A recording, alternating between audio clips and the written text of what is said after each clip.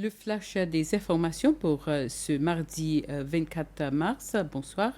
Le nouveau commissaire de police Godfrey Hermite a prêté serment ce matin lors d'une cérémonie officielle à la State House, marquant une nouvelle étape dans sa carrière après 32 ans de service au sein des forces de l'ordre.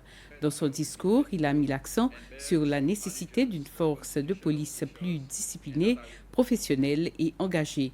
Il souhaite notamment renforcer la communication interne à travers davantage de réunions avec les officiers afin d'améliorer l'efficacité du travail sur le terrain.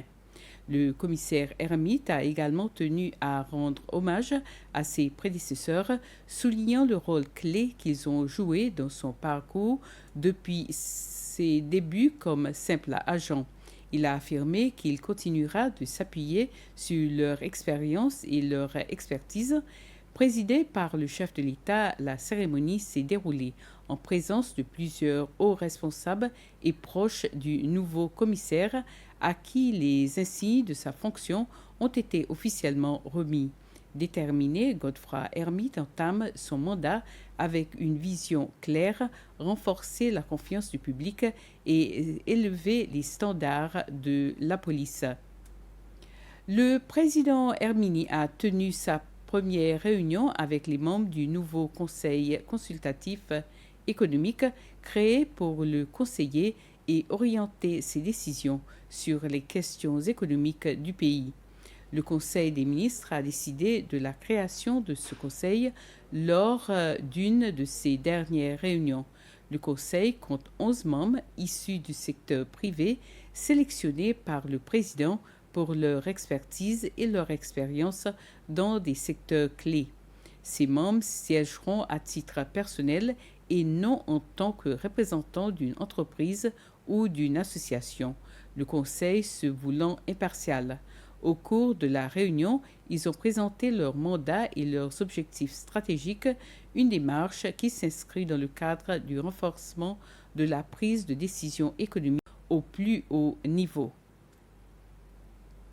Des membres du groupe de travail environnemental d'Assomption se sont rendus la semaine dernière sur l'île d'Assomption afin d'évaluer l'état de l'environnement, d'examiner les efforts de conservation et de rencontrer les parties prenantes, notamment la Fondation des îles des Seychelles et la Société de développement des îles.